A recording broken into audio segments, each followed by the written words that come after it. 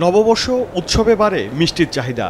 এ সুযোগকে কাজে লাগায় কিছু অসাধু ব্যবসায়ী।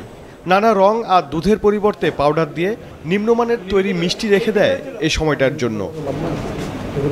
বিকেলে রাজধানীর দক্ষিণখানের গোয়ালটেকে অভিযান চালিয়ে মুসলিম সুইটস নামের এমন একটি কারখানার সন্ধান পায় র্যাবের ভ্রাম্যমাণ আদালত।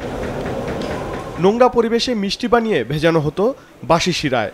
বৈশাখী বিক্রির জন্য সংরক্ষণ করা হচ্ছিল অনেক দিন ধরে। পয়লা বৈশাখকে সামনে রেখে তারা আসলে আজ থেকে আর 15 দিন আগে থেকে মিষ্টি তৈরি করে স্টোর করেছে।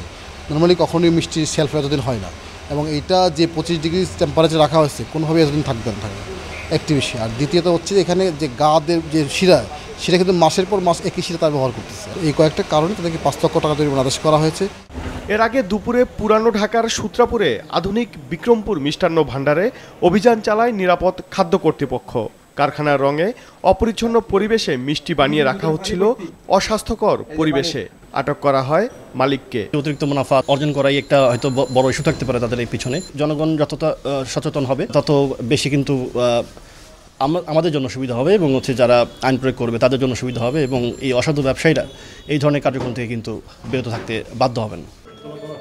এর আগে একই এলাকার আনোয়ার বেকারিতে চলে অভিযান। ফ্লোরে বসে খালি হাতেই চলছিল ব্রেড প্যাকেটজাত খাবার তৈরির সব উপাদানই মেয়াদ উত্তীর্ণ।